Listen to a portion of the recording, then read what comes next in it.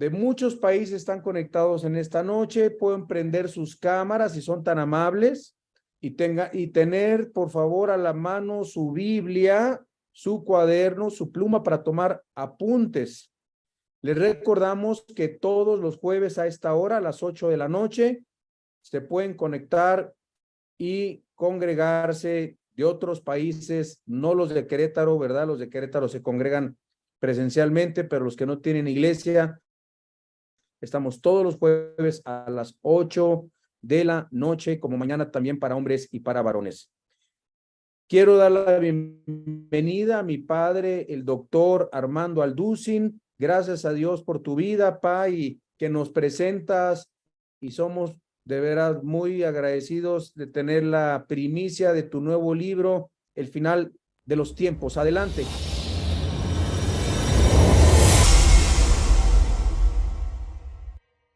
Sí, pues muchas gracias a todos ustedes que, como decía anteriormente, tienen hambre y sed por la palabra de Dios y sobre todas las cosas que están interesados en que los eventos que están alrededor sucediendo en el mundo, principalmente en los últimos 3 años o 4 máximo, han repercutido de una forma profundísima en la sociedad, en la geopolítica, en la filosofía, en todas las disciplinas académicas que podamos mencionar.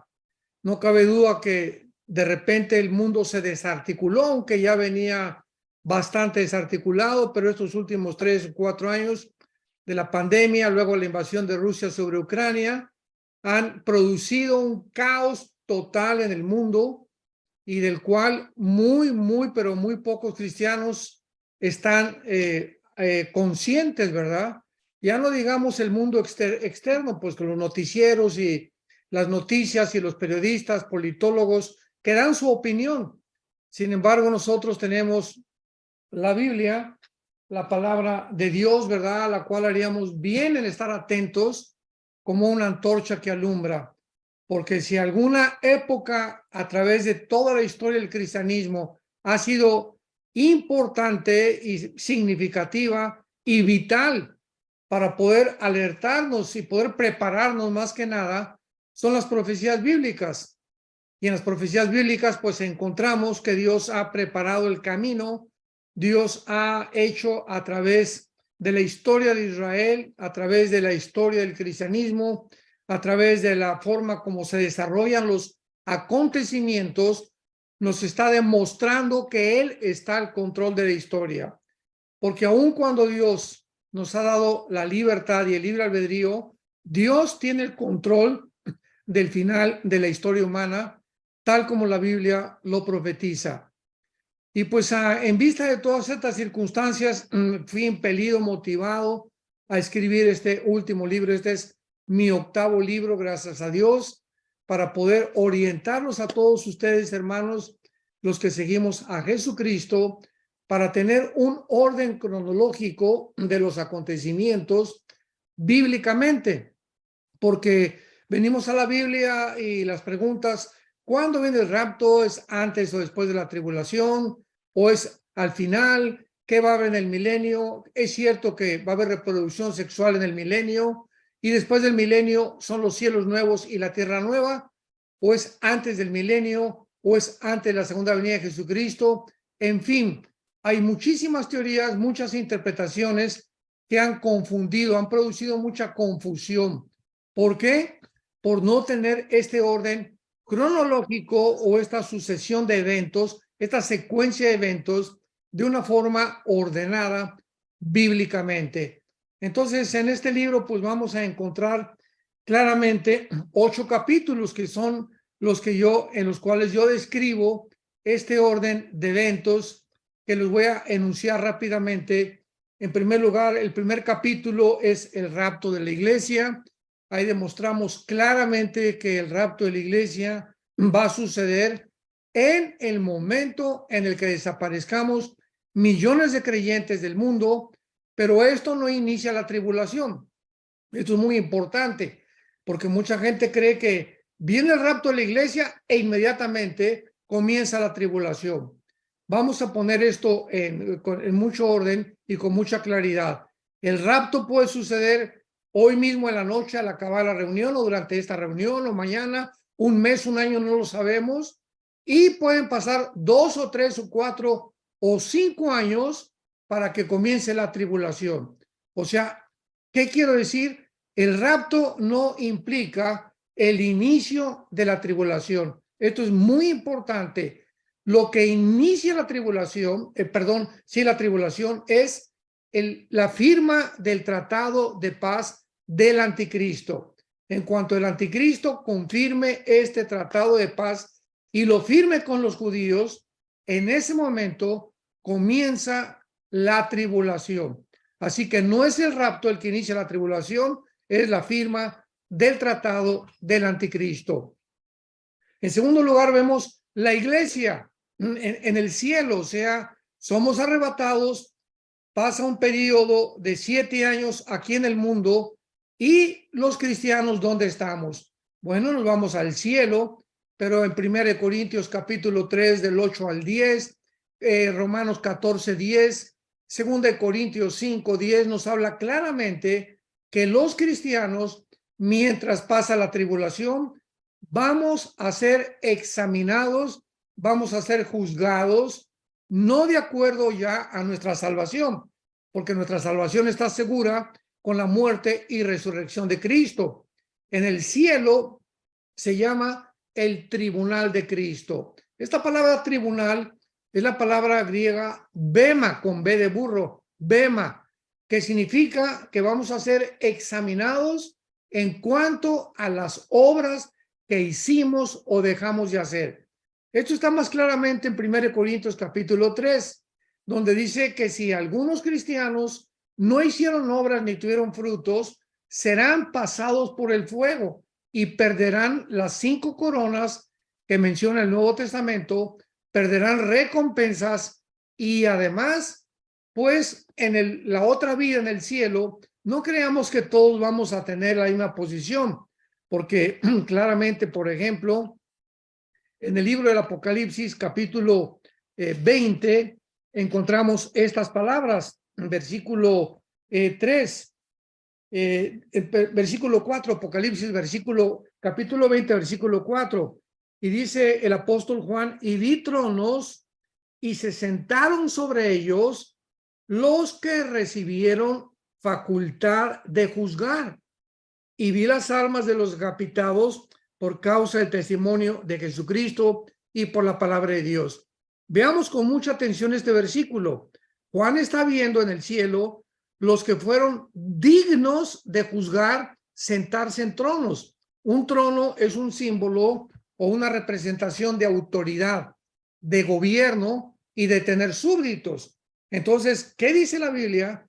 Que habrá cristianos que van a gobernar en la otra vida. Van a sentarse en tronos que están simbolizados también en el capítulo 4 de Apocalipsis, y vamos nosotros, los que estén en los tronos o los que estén sentados para gobernar, a juzgar, porque va a haber una creación de cielos nuevos y tierra nueva, va a haber nuevas galaxias, va a haber nuevas cosas que vamos a tener que enfrentar nosotros junto con Jesucristo. Entonces es importante que en la otra vida va a haber cristianos que van a juzgar, que se van a sentar en tronos, y va a haber cristianos que van a seguir siendo soldados rasos nada más.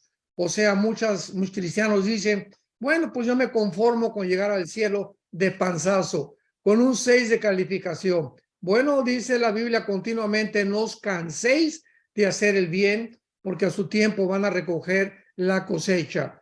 No nos quedemos simplemente en mostrar la misma solicitud que estamos mostrando ahorita, sino hasta el fin, para plena certeza de la esperanza y para que no seamos oidores, sino imitadores de los que por la fe y la paciencia heredan la promesa.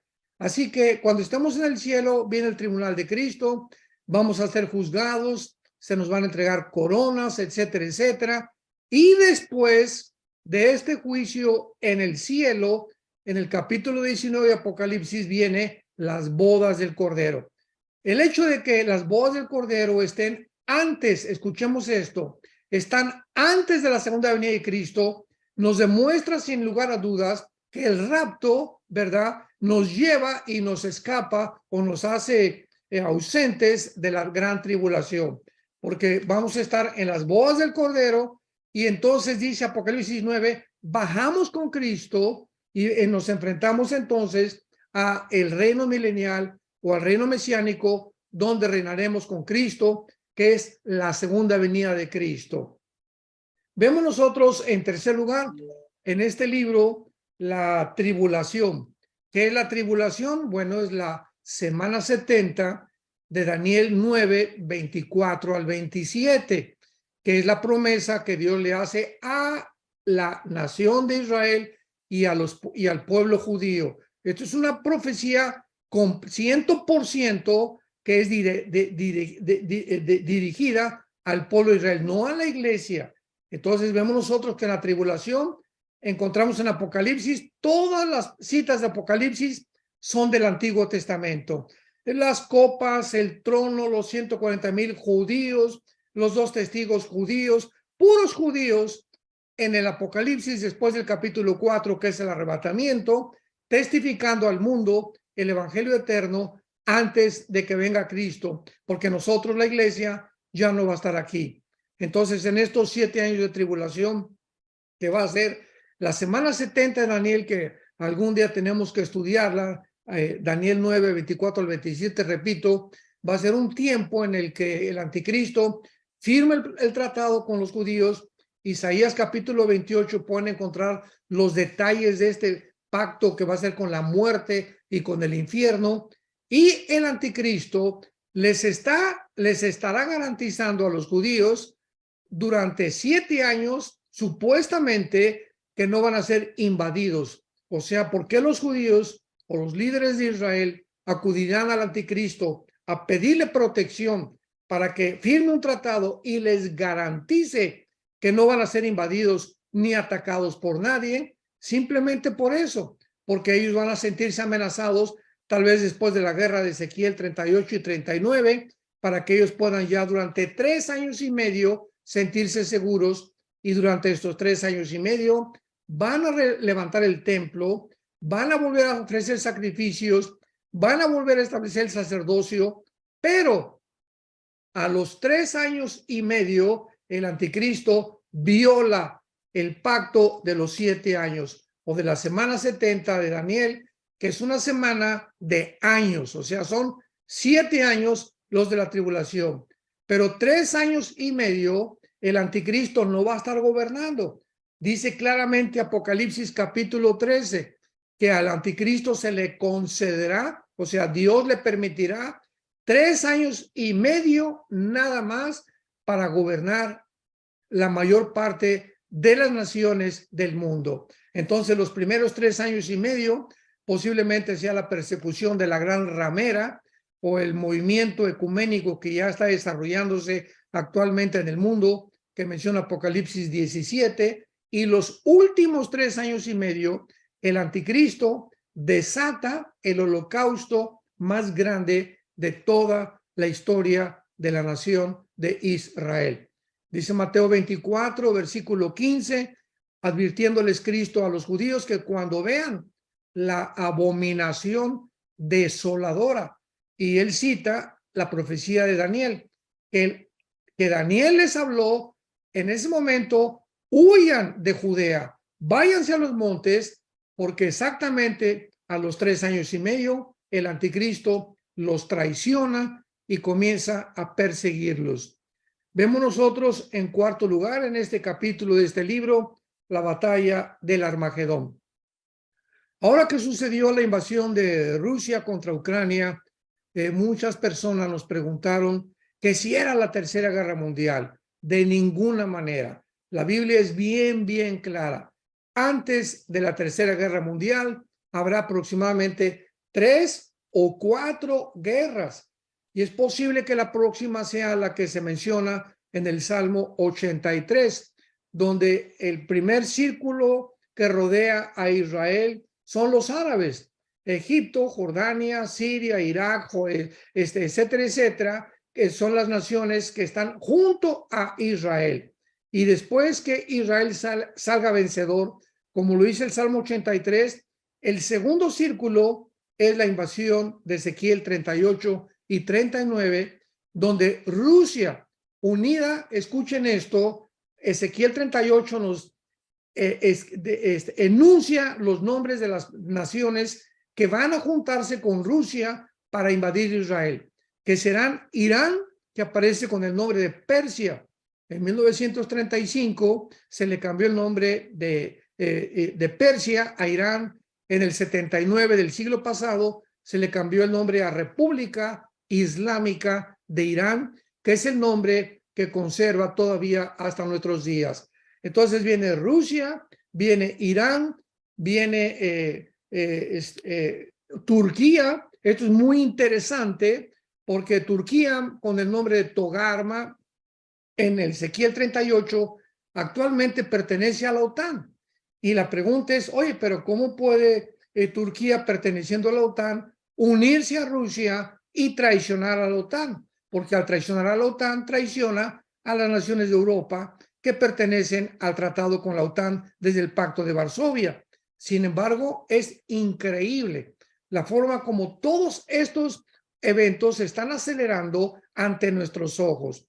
Actualmente, el hecho que la guerra de Ucrania haya privado al mundo entero casi de petróleo y de que Estados Unidos esté pidiéndole a Venezuela petróleo actualmente porque fracasó el tratado económico para detener a Putin de que no invadiera ya más naciones, vemos que Turquía, al darse cuenta que Europa se está hundiendo económicamente, que Estados Unidos está a punto de una recesión y que tal vez este año Estados Unidos caiga económicamente, Turquía está acudiendo con Rusia.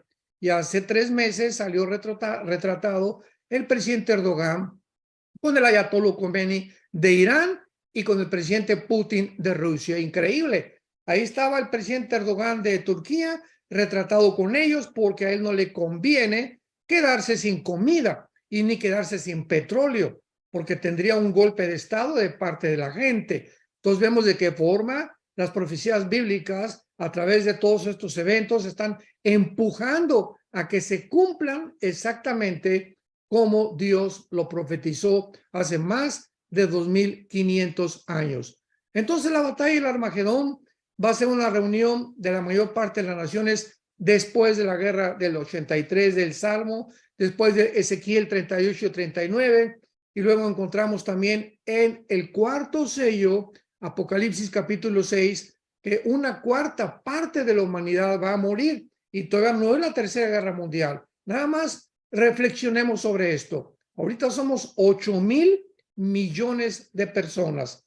Si una cuarta parte va a morir en el cuarto sello, estamos hablando de 2,000 millones de personas. O sea que cuando llegue la guerra del Armagedón o la tercera guerra mundial, que está en Apocalipsis 16 del 12 en adelante, vemos que pues ya casi una tercera parte de la humanidad ha sido completamente extinguida, porque una de la sexta trompeta nos habla también que otra tercera parte morirá a través de tal vez guerra nuclear o de productos químicos y de pestes y de hambres y de diferentes causas. Entonces, es muy importante que sepamos que la guerra del Armagedón es la tercera guerra mundial. Nosotros, la iglesia, no vamos a estar en la tercera guerra mundial, porque será la culminación de las guerras. Antes de que nos autodestruyamos, baja Jesucristo con todos nosotros, mata al anticristo, segunda de Tesalonicenses capítulo 2, para poder realmente eliminar todos los ejércitos del anticristo y establecer su reino milenial con todos nosotros. Todo esto lo explico claramente en el libro y vemos en quinto lugar la segunda venida de Jesucristo. Esto es maravilloso porque la Biblia lo describe en Mateo 24, 29 al 30, que habrá conmoción en los cielos, en la tierra, el sol se oscurecerá y verán todos la señal del Hijo del Hombre. Dice en Tito, dice la palabra de Dios, esperando la manifestación gloriosa y la aparición de Jesucristo con todos sus santos. Y esto es algo extraordinario porque vendremos nosotros con él montado en un caballo blanco. Tal vez nosotros también vengamos, porque dice la Biblia que viene con un ejército, tanto de ángeles como de nosotros, los cristianos, y de judíos, a establecer su reino mesiánico. La segunda venida de Cristo será la culminación, la terminación de la historia humana, y entonces comenzará lo que se llama el reino milenial. ¿Qué es el reino milenial? Bueno, está en todo el Antiguo Testamento, porque hay una enseñanza de un grupo de cristianos que se autodenominan amilianistas o el amilianismo, que enseñan que ya se cumplieron todas las profecías, que la semana de 70 ya se cumplió, pero ¿cómo se va a poder cumplir la semana 70 de Daniel cuando jamás se ha firmado el pacto? O sea, este pacto es algo futuro. No ha habido ningún pacto que firme nadie con Israel, ni en el año 70 cuando fue destruido.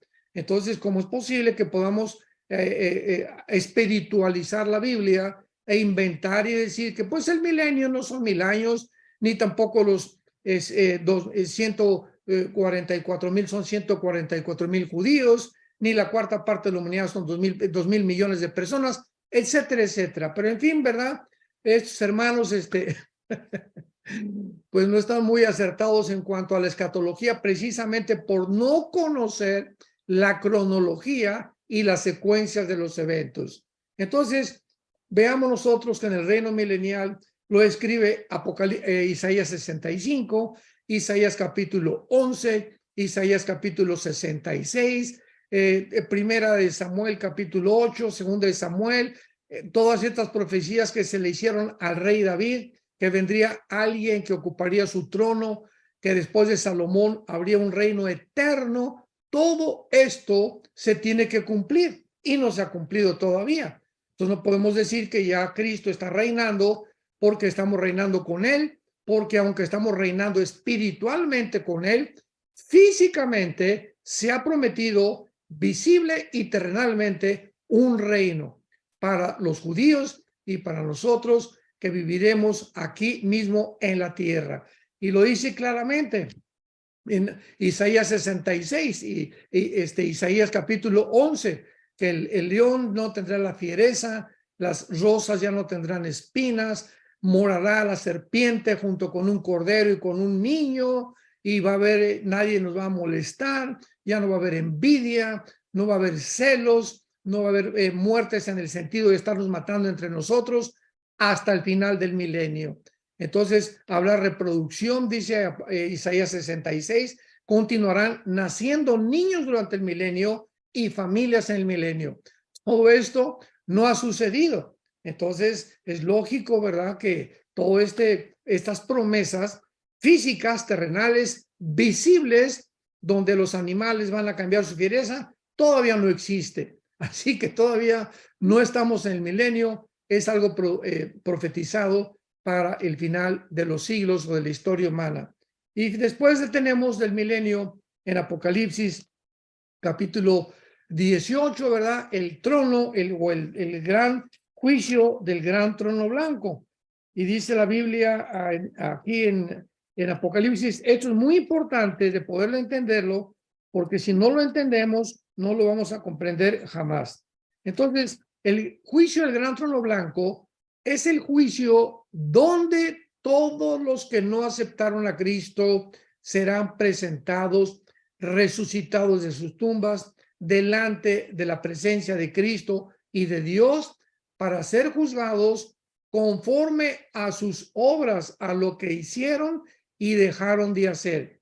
Finalmente los libros serán abiertos, dice la Biblia, y serán lanzados completamente al reino o al lago de fuego. Esto es muy importante porque nosotros ya en ese juicio no vamos a formar parte. Vuelvo a repetir, nuestro juicio ya tuvo lugar en el cielo.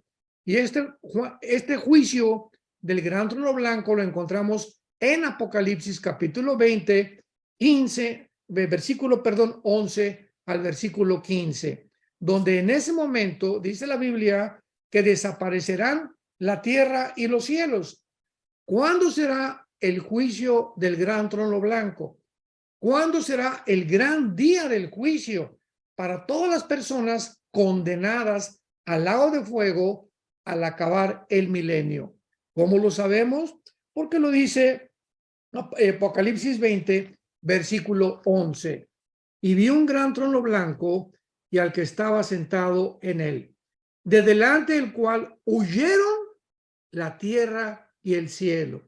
O sea, las personas que vean, que estén en el juicio del trono blanco, van a ver cómo la tierra desaparece. Ahí donde tenían su esperanza, donde querían hacer dinero, donde se sentían reyes, donde creyeron que podían ser dioses y podían gobernar el mundo, van a verlo que van a desaparecer el cielo y la tierra. Entonces, esta es la razón por la cual sabemos sin ninguna duda de que el milenio es, y el juicio del gran trono blanco es después que desaparezca completamente el cielo y la tierra. Y ahí serán lanzados al al lago de fuego. Y dice la Biblia, y el mar entregó los muertos, los que habían en él, la muerte y el infierno entregaron sus muertos, los que murieron en el mar, los que murieron o los cremaron o en un accidente automovilístico, o a los que ahorcaron, o a los que asesinaron. Todos los seres humanos, no importa dónde hayan muerto, van a ser levantados por el poder de Dios para presentarse y enfrentar el juicio final de sus obras, donde ya no habrá gracia. Se acabó la gracia, se acabó la misericordia. Veámoslo otra vez en el versículo 11. Y delante del cual huyó el cielo y la tierra, y vi a los muertos, versículo 12, grandes y pequeños, de pie ante Dios. En el gran juicio del trono blanco, los seres humanos, ya no se van a hincar. No va a haber nadie que, por favor, perdóname, Jesucito, perdóname, Señor, me arrepiento. Van a estar parados porque ya se acabó el tiempo de la misericordia. Llegó el tiempo en el que tienen que enfrentar lo que ellos decidieron. Una vez alguien me preguntó, una viejita, oiga, pastor, yo no creo que Dios mande a nadie al infierno, porque Dios es un Dios bueno. Y yo le contesté, amén, tiene usted toda la razón.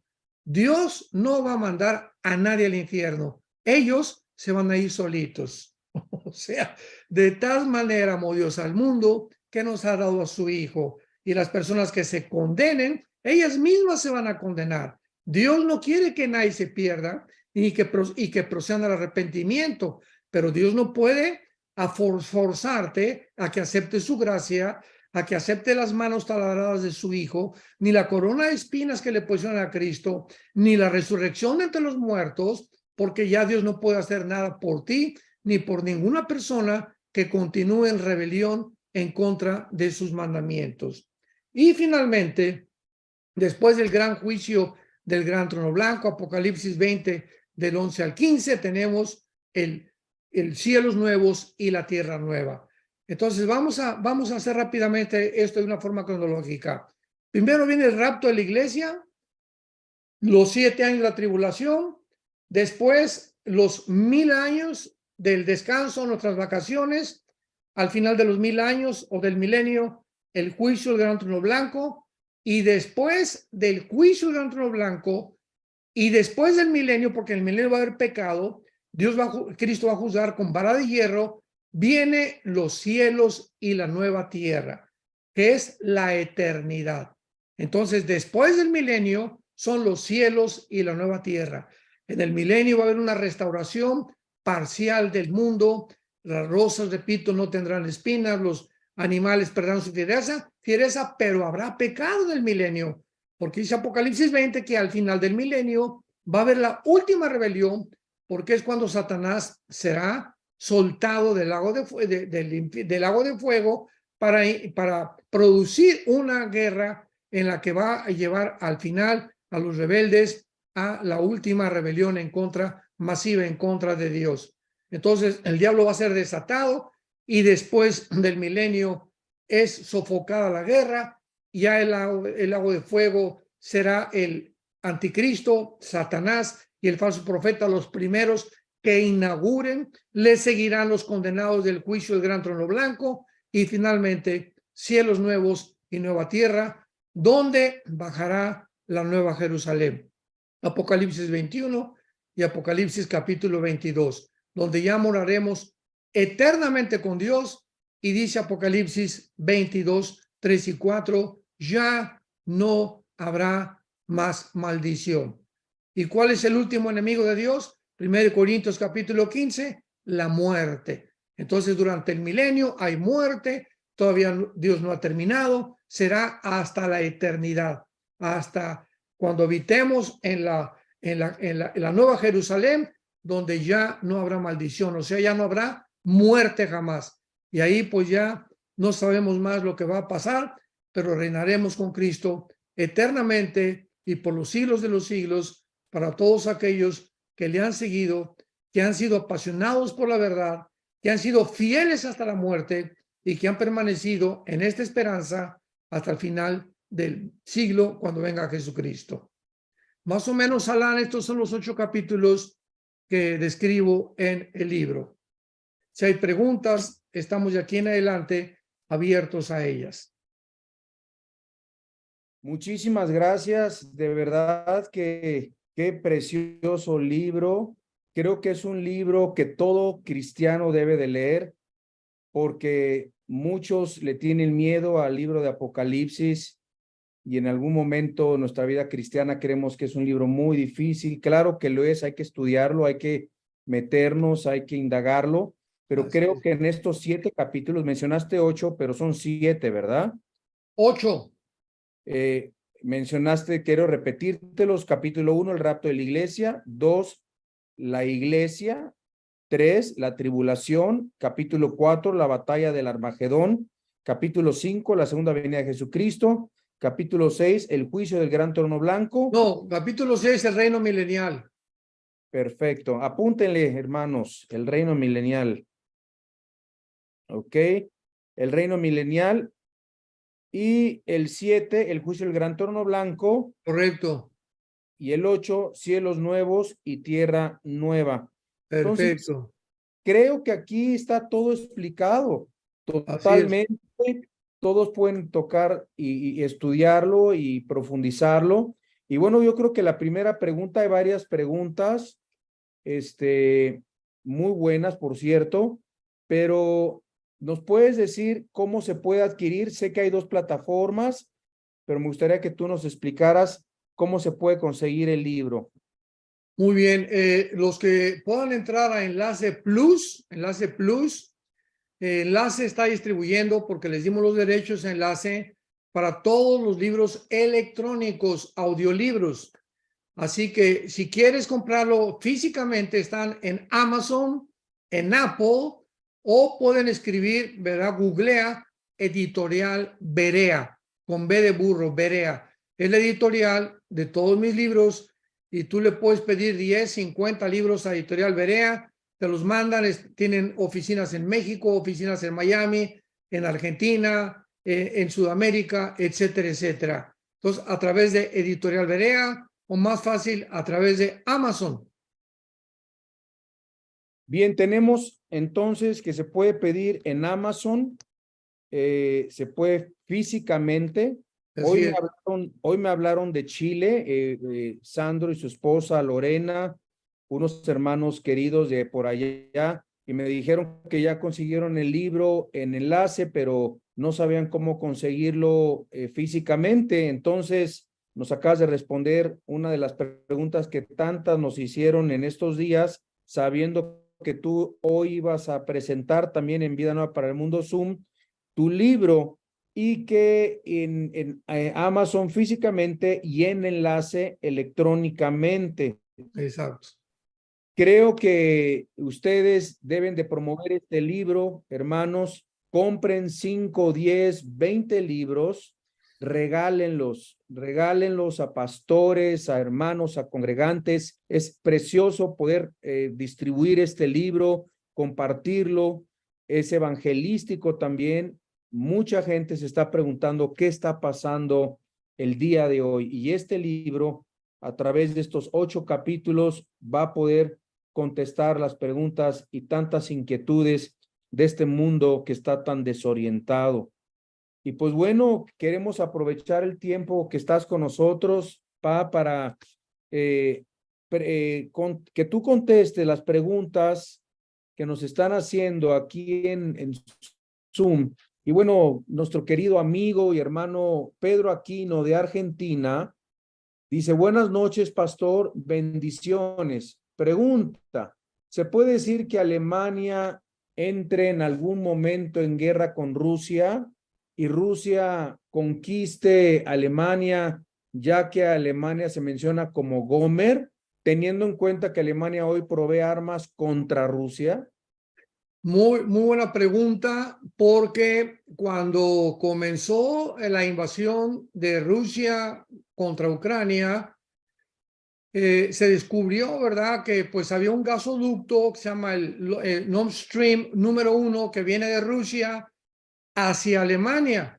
O sea, Rusia surte de gas a Alemania y Alemania surtía a casi todas las naciones de la Unión Europea. Entonces, Alemania era vital para Rusia, y ahora que viene la guerra de Ucrania y este gasoducto, ¿verdad?, lo comenzaron a volar, sabemos, cerca de Noruega y Dinamarca.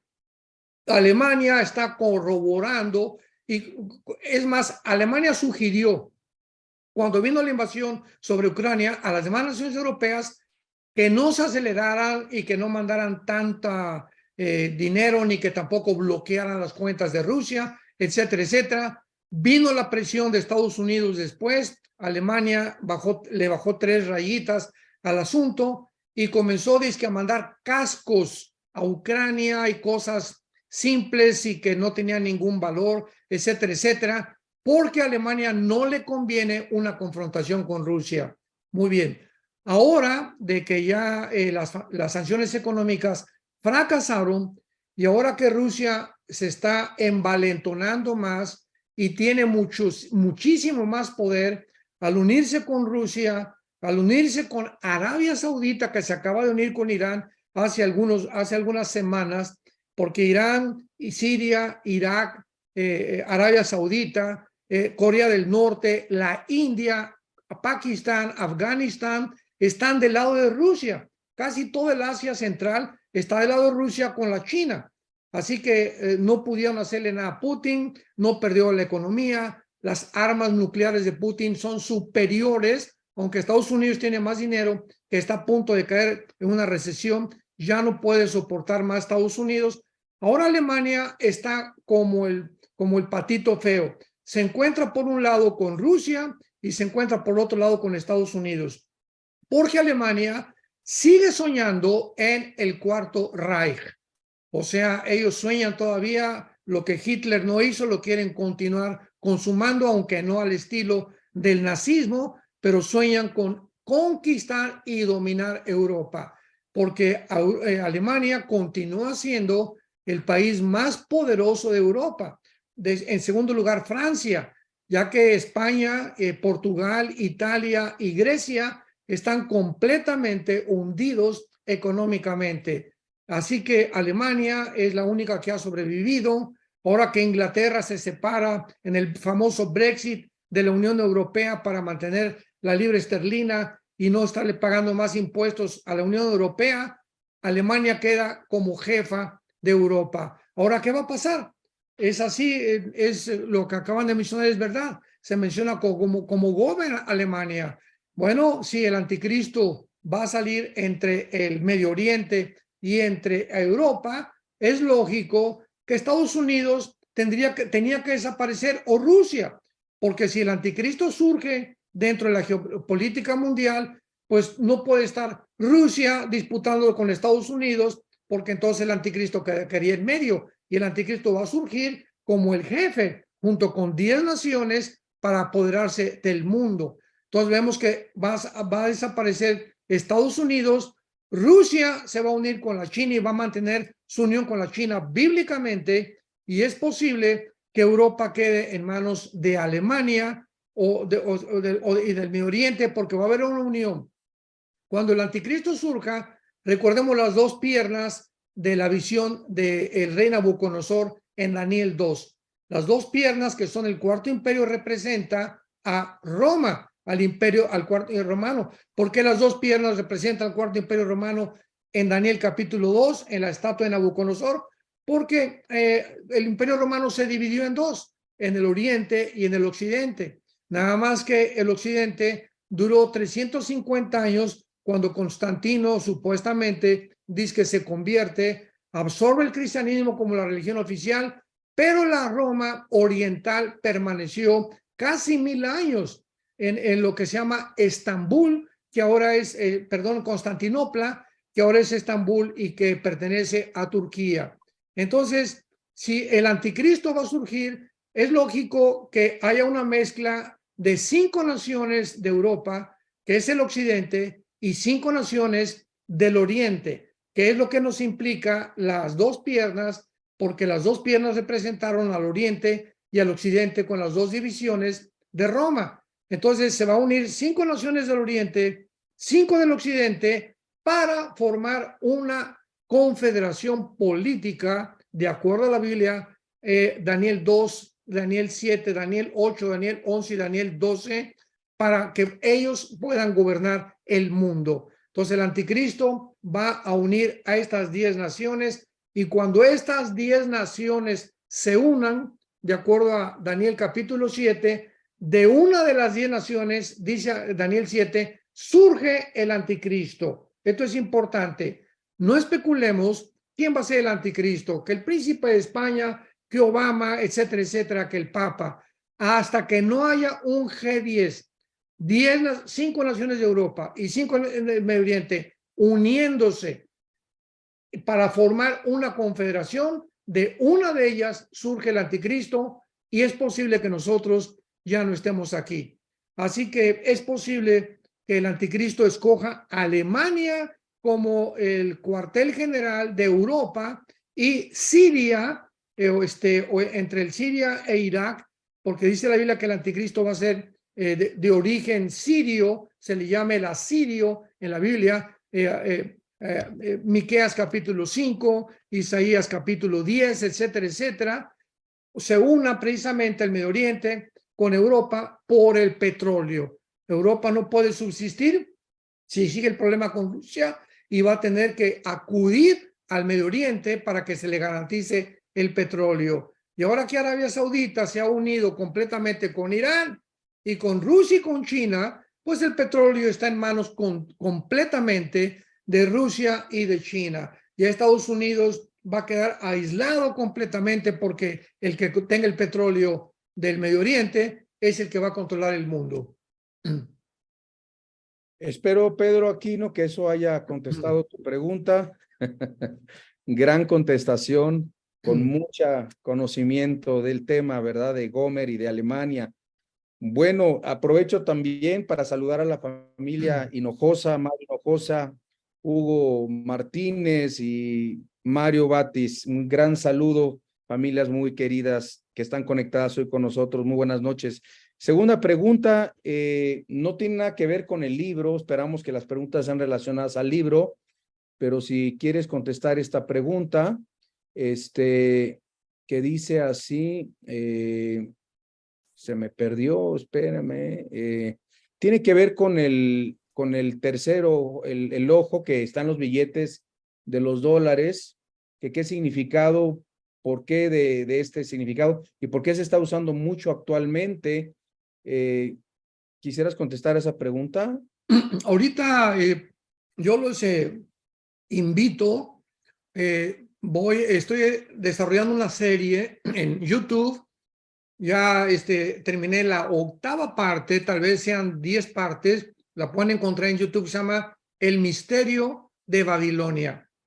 En esta serie es importantísimo que la consigan, porque describo todo el origen de por qué actualmente existen sociedades secretas como el Club de Bilderberg, los Rosacruces, la masonería, los grupos que están uniendo en Davos, Suiza, con el Klaus Schwab, el presidente del Foro Económico Mundial, y todo este movimiento de esta élite de agencias no gubernamentales forman parte de de sociedades secretas que tienen su origen desde Babilonia. Y vemos que en Babilonia fue una torre la que levantaron y fue el primer intento humano, el primer intento en la Biblia humano de una rebelión masiva en contra de Dios para la formación de un gobierno y una sola religión.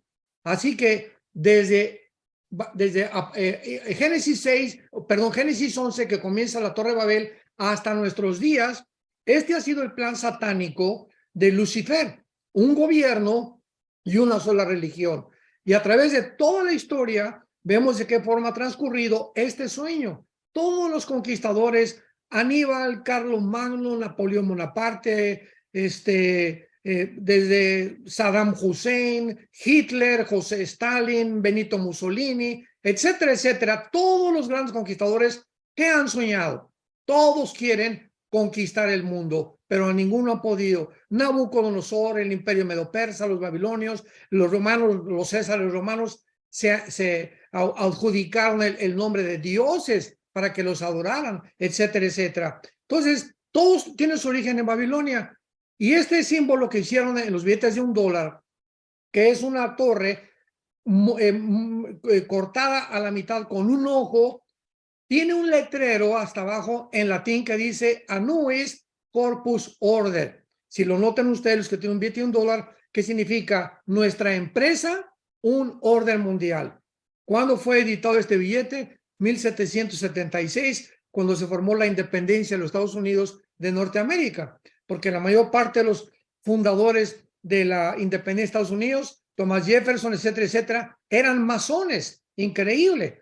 Entonces ya viene escondido, ¿verdad? En la misma, en la misma moneda norteamericana, el mensaje satánico, aunque no es Estados Unidos, pero viene ahí anunciado claramente que no han dejado de buscar un nuevo orden mundial. ¿Y en qué va a terminar la Biblia, la historia? Apocalipsis capítulo 13. La Biblia describe claramente que el mundo va a terminar en un nuevo orden mundial guiado por un hombre. Y escuchen esto, no es hasta el siglo XXI donde estamos viviendo que la tecnología le permitirá a un hombre gobernar el mundo. Porque si un hombre iba a gobernar el mundo, necesitaba computadoras, necesitaba la tecnología que tenemos ahora, el transhumanismo, la inteligencia artificial y todas estas barbaridades que están haciendo actualmente, están todas dirigidas precisamente a crear una super raza humana, una super inteligencia. Elon Musk, el que acaba de comprar Twitter, el de Proyecto X y de las fábricas de Tesla de coches, está tratando de fabricar un chip que se injerte, se implante en el cerebro con ramificaciones, con una computadora, para que ese chip injertado en el cerebro esté conectado en la computadora con una nube y pueda ese chip cambiar los celos, la envidia, la ira de las personas. Imaginemos nada más meterse y hackear a la persona. Y este es el pensamiento del Foro Económico Mundial. Hay un hombre que se llama Noah, búsquenlo, Noah Harari, con H, que es el consejero del Foro Económico Mundial de Klaus Schwab, que es un alemán que es el presidente del Foro Económico Mundial. Googleen el Foro Económico Mundial y busquen Noah Harari. Vean lo que dice. Cristo no existe. La Biblia no existe. Es el tiempo de hackear el cerebro humano. Es el tiempo de apoderarnos del ser humano, controlar al ser humano para poder dominar el mundo. Esto es impresionante, increíble, que este hombre consejero del Foro Económico Mundial, descarada y de una forma de, bueno, ya no se puede decir deshonesta, ¿verdad? Porque ya son una bola de psicópatas, que es lo que son, enfermos mentales, que están tratando ya de crear una raza mejor que la de Dios. Así que todo esto se dirige a un punto, todo esto lo trato en esta serie que se llama El Misterio de Babilonia. Lo pueden encontrar en YouTube. Vamos en la 8ª conferencia. Próximamente voy a dar la 9 y la 10, terminará con 10 conferencias, pero ahí describo claramente el origen de por qué también la Unión Europea tiene el símbolo de la Torre de Babel. porque la Unión Europea tiene el símbolo de una mujer montada sobre una bestia. Por el amor de Dios, ¿de dónde sacaron todo esto? ¿Por qué la Unión Europea? Porque todo viene del libro del Apocalipsis. No es coincidencia, estamos en los últimos tiempos. Bueno, El Misterio de Babilonia, otra serie que está estrenando mi papá en su canal de Armando Alducin Ministries, para que ustedes puedan encontrar esta predicación y poder ustedes tener respuestas a estas interrogantes. Dos comentarios antes de que David, el pastor, haga la siguiente pregunta. Nos dice la familia Marchán de Chile que en CLC, para todos los chilenos conectados, la librería cristiana Amunategui, Santiago Centro, cerca de Torre Entel, se encuentran todos los libros del doctor Armando Alducin. También en Colombia, la familia Maya nos dice que en CLC pueden conseguir los libros del doctor Armando Alducin. El libro que se está estrenando en este momento de mi padre es El final de los tiempos, para que lo adquieran, para que lo regalen, para que lo compren, lo manden a pedir y lo compartan a mucha gente, porque estamos en los finales, en los últimos tiempos. Quería David. recordarles, Alan, perdón la interrupción, que el 25 y el 26 de agosto, 25 y 26 de agosto estaremos en Bogotá, en el Hotel Sheraton. A todas las gentes de Colombia que nos escuchan, pueden ustedes pedir informes el 25 y 26 de agosto. Va a un seminario de un panorama internacional de profecías bíblicas, 25 y 26 de agosto. Intentaré bajar la imagen en este momento para que todos los colombianos que nos están viendo, y qué buenas noticias, ¿verdad? Para Bogotá, Colombia. Gracias a Dios. Hotel Sheraton, 25 de agosto. Adelante, Pastor David. Sí, hola, doctor Armando, buenas noches, tío, qué gusto saludarte. Ahorita tocaste un tema muy importante, interesante acerca de la tecnología. Está tomando mucha fuerza también esta parte de la inteligencia artificial y el chat GPT, ¿verdad? Que lo están utilizando todos los jóvenes, adolescentes y niños. Y aquí Elías Herrera nos hace una pregunta que tiene que ver con todo esto. Pregunta si la imagen de la bestia, el anticristo, puede llegar a ser un robot o una computadora, ¿verdad? Que pueda de alguna forma cobrar vida por medio de algún poder demoníaco. Claro, lo dice claramente Apocalipsis capítulo 13. Y ahora con todo esto, vuelvo a repetir, teníamos que llegar a este punto en el mundo, es el mundo de la tecnología. Ahorita la diosa del mundo de la tecnología y el dios, la genética y la tecnología son los nuevos Nefilim, los nuevos gigantes que están, así como en Génesis 6, los ángeles caídos se mezclaron con las mujeres para producir una raza híbrida. Vemos que Satanás no ha menguado. Ahorita a través de la tecnología y la genética están haciendo exactamente lo mismo. Hackearnos, mezclar el ADN humano con animales, hacer experimentos para poder producir una raza híbrida. O sea, Satanás sabe que deformando el ADN de nosotros, pues él puede lograr la corrupción de los seres humanos. Pero en Apocalipsis 13 dice el capítulo, versículo 14, que el falso profeta va a hacer que los moradores de la tierra le hagan a la bestia una imagen que tiene la herida de espada y vivió, y se le permitió infundir aliento. Y esta palabra aliento en el griego es la palabra suche, que es la palabra, perdón, neuma. De ahí viene la palabra neumático, viene la palabra aire relacionada con el aire, porque los espíritus, ¿verdad?, no se pueden ver a través de los ojos físicos. Entonces, cuando dice que se le permitió hacer aliento, apúntalo ahí en tu Biblia, Apocalipsis 13, versículo 15, esa palabra aliento, ponle arriba, es con P de Pedro, neuma, que es espíritu. O sea, va a haber un espíritu dentro de esta imagen que va a estar colocada dentro del lugar santísimo del templo judío, que va a cobrar vida. O sea, va a ser una cosa maravillosa, en cuanto a los milagros satánicos y señales que va a hacer Satanás. Así que la imagen se va a llamar la abominación desoladora y todo el mundo la va a poder ver porque se va a poder difundir en todo el mundo. ¿Y cómo se va a poder ver? Gracias a los satélites de comunicación internacional. ¿Cómo podían todas estas cosas suceder si no hubiéramos llegado a la tecnología del siglo XXI? No cabe duda que la Biblia es la historia del ser humano contada por adelantado. Eso es lo que es la Biblia.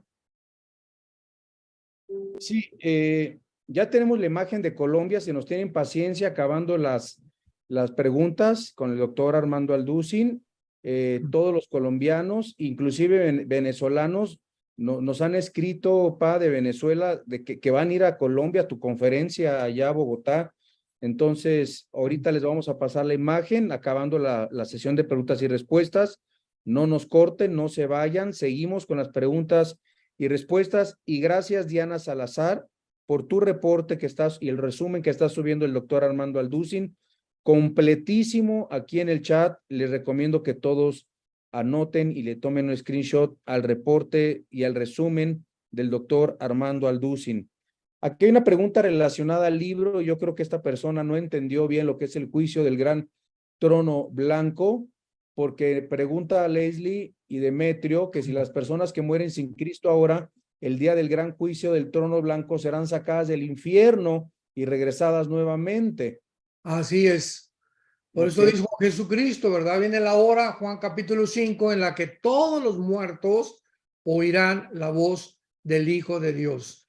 Nada más que va a haber la primera resurrección que comienza con Cristo, porque Cristo es la primera persona. Antes de Cristo hubo resurrecciones, pero volvieron a morir, como Tabita, como Lázaro, ¿verdad? Volvieron a morir. Cristo es el unigénito de la resurrección, el primer que ha resucitado para no volver a morir jamás.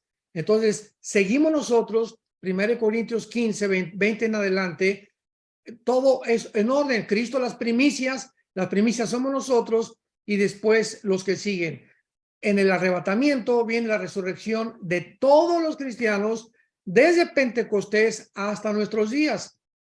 Después viene la resurrección de los 144,000, la resurrección, Apocalipsis 11, de los 2 testigos, y finalmente la resurrección de los judíos.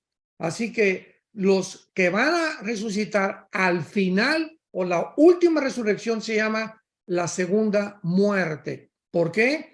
Porque vivieron una sola vez y van a morir 2 veces. Van a morir físicamente y van a morir eternamente. Los cristianos hemos nacido físicamente y espiritualmente y solamente vamos a morir una vez.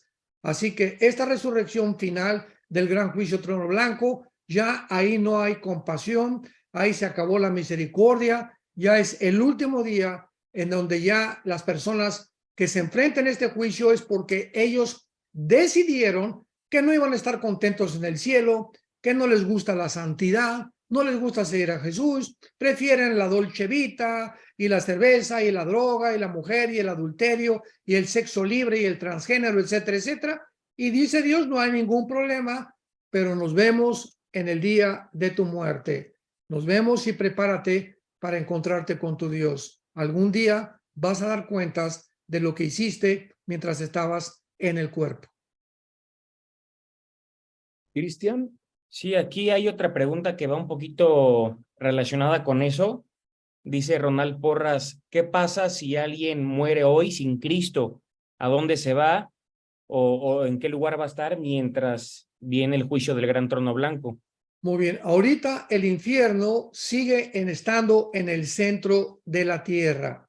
Acordémonos que en el Antiguo Testamento, hasta la cruz de Adán, hasta la cruz, todos los muertos, buenos y malos, descendían al Sheol, que es la palabra hebrea que significa el lugar de la sepultura o el lugar de los muertos.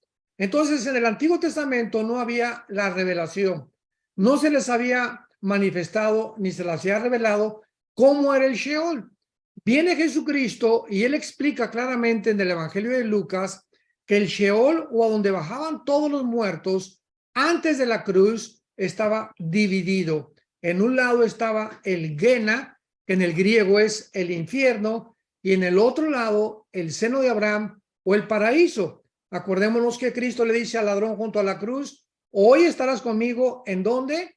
En el paraíso. O sea, no podía subir al cielo todavía. Bajó Cristo, 1 Pedro capítulo 3, al Sheol. Bajó a donde estaban todos los que estaban en el lado del paraíso para llevárselos con él, y de Cristo a nuestros días, ausentes del cuerpo, presentes en el Señor. Pero el infierno quedó en el centro de la tierra. Así que si alguien muere ahorita, baja al infierno, al centro de la tierra, que ahora sí se podría llamar que es una penitenciaría que está esperando la sentencia final del juez para poder de ahí presentarse al juicio, el gran trono blanco, y de ahí ser lanzado del infierno al lago de fuego. Así que el infierno no es el lago de fuego es la prisión eterna, o que es en la que se enfrentan las personas que ya fueron juzgadas y se les demostró que fueron las personas que rechazaron la gracia del Señor Jesucristo. ¿Cómo andas de tiempo, padre? 5 minutos. Muy bien. Yo creo que podemos entonces hacer 2 preguntas más. Claro. A ver, David. Sí, aquí un hermano pregunta, ¿qué papel geopolítico lleva América del Sur? Él está poniendo como argumento que el 80% de los países liderados, bueno, por Brasil también, y con una tendencia hacia la izquierda, ¿no? Entonces, esta persona pregunta si esto tiene algo que ver con algún rol que tenga dentro de la palabra, si figura o no figura América del Sur. ¿Esto algo tiene que ver? Bueno, recordemos que el hombre no aprende de la historia, y el hombre que no conoce la historia está condenado a repetir la historia. Entonces, esto es increíble y nos muestra la desarticulación, la confusión del ser humano. Todo el siglo pasado, de 1923, que Lenin estableció la práctica del comunismo, del manifiesto de Carlos Marx y de Federico Engels, hasta 1989. De 1923 al 89 prevaleció la ideología del comunismo, que se demostró en el 89, 90 y 91 que acabó, que fue un fracaso total. Así lo escriben Mikhail Gorbachev en su libro La Perestroika, que significa la restauración o la reforma. Entonces, a pesar de que vemos nosotros que un sistema de gobierno no funciona, ¿por qué lo volvemos a desenterrar? Bueno, pues es que ya la democracia también se demostró que no funciona. El capitalismo no funciona por la corrupción del hombre, etcétera, etcétera. Así que no hay ningún sistema de gobierno, llámese capitalismo, o llámese democracia, o llámese socialismo, comunismo, o llámese teocracia, que funcione. ¿Por qué? Por la naturaleza pecaminosa del ser humano. El ser humano, cuando emprende cualquier negocio, cualquier función, cualquier plan, sacando a Dios de la ecuación, está condenado al fracaso. Así que todos los sistemas de gobierno que hemos inventado, llámese fascismo, comunismo, etcétera, etcétera, socialismo, democracia, han fracasado en frente a nuestros ojos. Así que esto es una tragedia, ¿verdad? Por la cual, viendo los gobernantes que pues ya no hay democracia, que es una fanfarronada, en ninguna parte realmente se cumple lo que el voto del pueblo, están desenterrando otro sistema con la esperanza de que pueda funcionar. Pero ellos sí, ellos creen que ellos pueden hacer funcionar un sistema que se mostró que fue un fracaso. Pero así es la naturaleza humana. Somos tercos por naturaleza, rebeldes por naturaleza, cabezones, y hemos llegado a la irracionalidad, a la psicopatía. La mente del ser humano actualmente está completamente enfermo. Como lo vemos también en el área moral. ¿Cómo es posible que nos atrevamos a creer que hay otro género aparte del macho y de la hembra? Por el amor de Dios, ni la genética, ni la biología nos permiten poder ni siquiera imaginarnos eso, porque no hay más que perro y perra, toro y vaca, caballo y yegua, conejo y coneja, varón y hembra, en los peces, en las aves y en los seres humanos. Pero este es el punto. Comenzamos hoy esta conversación o esta conferencia, esta entrevista, mostrando que vivimos en un mundo desarticulado completamente, un mundo que ha perdido la brújula, un mundo que se encuentra a la orilla del abismo. Y bíblicamente, pues toda América, el continente americano, para terminar, no va a existir, porque vamos a hacer cálculos. Si en el cuarto sello mencionamos desaparecen 2,000 millones de personas, o la cuarta parte de los que vivimos actualmente, desde Alaska hasta la Patagonia, ¿cuántos habitantes hay en todo el continente americano? Aproximadamente 1,100 millones de personas. Así que van a desaparecer 2 continentes o 2 áreas geográficas iguales a todo el continente americano para que podamos realmente contar 2,000 millones de personas. Así que adiós Querétaro, adiós Argentina, adiós Brasil. El continente americano está, o posiblemente por la guerra nuclear, está condenado a desaparecer completamente. Así que nos vemos desde el cielo. Muy bien. Gracias, Cristian. Sí, aquí ya preguntaron. Perdón, Cristian, la hermana Esmeralda aquí en el Zoom ha subido 2 imágenes de Colombia. No hemos verificado esta información, pero es del desayuno de del doctor Armando Alducin en Bogotá. Entonces, ya le tomé yo 2 screenshots, pero para que todos los interesados quieran también checar esta información, se los agradeceríamos. Adelante, Cristian. Sí, aquí ya también en el chat preguntaron un par de veces acerca del arrebatamiento, ¿no? Que es el próximo evento que esperamos como iglesia. Pero preguntan acerca de los niños, si los niños van a ser arrebatados o hay un juicio diferente para ellos. De los tales es el reino de los cielos. Dejen que los niños se acerquen a mi Hijo Jesús, porque los tales. Ahora, la edad no sabemos, ¿verdad? Hay niños ahorita con una mentalidad de 5 o 6 años. Tenemos una nietecita, mi esposa y yo, Ana Sofía, que tiene 2 años. Mi esposa anda como Pepita en comal. Ya ni me pelas ahorita, la nieta nada más. Digo, yo también. Dicen que los nietos son el postre de la vida. Así que estamos disfrutando como no nos imaginamos. Y ahora con la bisnieta de Cristian, ¿verdad? Ya somos bisabuelos. Mira nada más, ya somos la generación, a pesar de que todavía no estamos tan chochos, ¿verdad? Ya llegamos a ser bisabuelos. Y la hija de Cristian es nuestra bisnieta, gracias a Dios. Así que todos los niños, ¿verdad? Ya no sé, 5 o 6 años, pero en cuanto ya puedan tener discernimiento entre el bien y el mal, claramente, ¿verdad? Pertenecen al reino de Dios. Así que los cuneros van a quedar vacíos completamente. Las mamás embarazadas se van a ir también del arrebatamiento y tal vez allá en el cielo nazcan, pero allá los ángeles van a ser los parteros o las parteras, no sabemos, pero no hay ningún niño que se vaya a quedar aquí en el mundo. Gracias a Dios. Amén, amén. Bueno. Última pregunta. Hay muchas preguntas con respecto a los 2 testigos. Dicen que si va a ser Juan el Bautista y pues bueno. No sabemos. El que está asegurado es Elías, porque Malaquías, el libro de Malaquías, que es el último libro del Antiguo Testamento, el último capítulo de Malaquías dice claramente que Elías vendría antes de la venida del día del Señor. Y el segundo, los candidatos son Moisés y Enoc. Enoc porque no murió y Moisés porque no se encontró su lugar donde lo enterró Dios.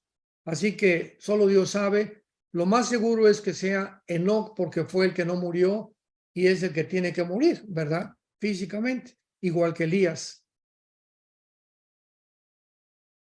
Sí,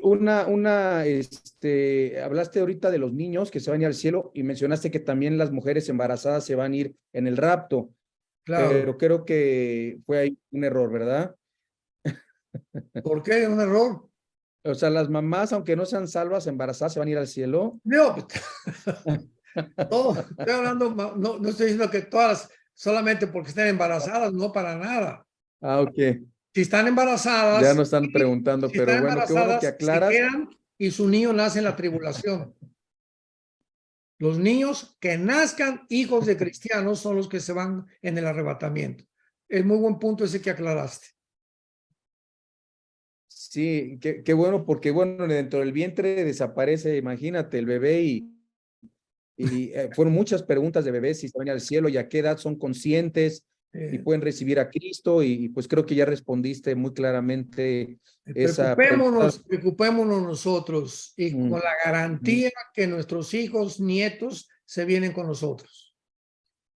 También una muy buena información en Costa Rica, Rosario Granados, gracias, nos dice que en librería Peniel, en Moravia, ahí se venden todos los libros del doctor Armando Alducin. Y te queremos agradecer mucho, te amamos, Pa, de verdad, gracias por, de verdad, siempre aceptar nuestra invitación a este Zoom. Tenemos 3 años, yo te he platicado tanto de todos los hermanos de tantos países y siempre te platico con tanto amor de todos estos hermanos que cada jueves se conectan con nosotros. Estamos promoviendo tu libro, El final de los tiempos, que se puede conseguir por Amazon y por electrónicamente por el canal de televisión Enlace para que usted lo adquiera. Son 8 capítulos y usted puede tener una información completa de lo que va a pasar desde el rapto de la iglesia hasta los cielos nuevos y la tierra nueva. Gracias nuevamente, Pa. Nos vemos en Israel en unos pocos días. Gracias a Dios, vamos a tener un tiempo por allá también precioso, con más de 320 personas, 318 personas que van a ir a Israel, hambrientos también de la palabra de Dios, ¿verdad? Gracias, al contrario, Alan, y gracias a todos ustedes, gracias David, gracias Cristian, y a todos los hermanos les mandamos un cariñoso a mi esposa y yo saludos. Acuérdense también, les pedimos que oren por nosotros, que se acuerden sus oraciones por nosotros, las necesitamos como no se imaginan. Estamos atravesando toda la cristiandad de la iglesia, un valle de sombras para el mundo, pero nosotros vamos a tener cada vez más y más y más luz cuando realmente nos estamos preocupando en buscar. El que busca va a encontrar, al que toca se le va a contestar y al que llama se le va a decir. Así que es importante que no nos quedemos solamente inactivos, ¿verdad? Pues no sé si va a pasar esto o aquello, sino que Dios quiere que estemos con un espíritu de búsqueda, un espíritu de que amemos la verdad, que amemos la palabra de Dios, que amemos sus mandamientos y sobre todas las cosas, me despido recordándoles que es importante, si invocamos a Dios por Padre, Él quiere que nosotros vivamos con su temor durante todo el tiempo de nuestra peregrinación. Y el temor de Dios es vivir con la conciencia que las 24 horas del día Dios nos observa, conoce nuestros pensamientos desde lejos, nuestros motivos por los cuales hacemos lo que hacemos y también nuestros planes. Y nunca nos va a dejar y nunca nos va a desamparar. Estará con nosotros hasta el final del mundo. Que Dios los bendiga, que tengan mucha paz. Nos Amén. encantaría si nos despides con una oración y nos bendices a todos. Con mucho gusto. A Estefano que nos está viendo desde el hospital y Wendy también. Oramos por ti, hijo. Te amamos, hijo. Estamos contigo todos. Está recibiendo sus quimioterapias. Un beso, hijo, Estefano. De verdad, te amo. Y cualquier persona ahorita que nos observa, que no tiene a Cristo, yo tengo una pregunta para asegurarte si tienes a Cristo. Si tú murieras hoy en la noche, estás el 100% seguro, sin ninguna duda, de que te vas al cielo. No contestes ahorita. Si tú me dices, bueno, pues no lo sé, porque no eres cristiano. Si me dices, es que no he hecho las buenas obras suficientes, no has entendido el evangelio. Una persona que es cristiana te contesta, sí estoy seguro. ¿Por qué? Sería la segunda pregunta. Y tú contestarías, ¿por qué alguien en una cruz pagó por mí? No por mis pecados ni porque sea buena gente, sino porque en la cruz alguien pagó por mí que se llama Jesucristo. A los 3 días resucitó y me da la esperanza al creer y seguirle que voy a volver a vivir con él. Y si tú no tienes esta esperanza, díselo en este momento con todo tu corazón. Señor, te pido perdón por mis pecados. Reconozco que he vivido lejos de ti y que en esa cruz pagaste con tu sangre preciosa por ellos. Como creo que resucitaste de los muertos a los 3 días, fuiste enterrado, crucificado y resucitado, te pido en este instante que entres a mi vida como mi Señor y como mi Salvador. Gracias, Señor, porque la corta vida que me queda, la quiero vivir para conocerte, para servirte, para adorarte en espíritu y en verdad, para dar testimonio a mi familia, a mis amistades, al mundo entero, que tú moriste en esa cruz, y ese amor en la cruz, el mundo lo debe recibir y conocer. Gracias porque ahora soy un testigo más de tu gracia y tu misericordia, y gracias por la seguridad que me has dado en este instante de que al morir viviré contigo por toda la eternidad. Vendrán tus ángeles, donde quiera que yo muera, me recogerán, y será para mí el más grande día de mi libertad, porque sería el día en el que te veré cara a cara, secarás mis lágrimas, me abrazarás, y yo sabré que valió la pena haber creído y haber seguido en tus mandamientos. En el nombre de Jesús. Amén.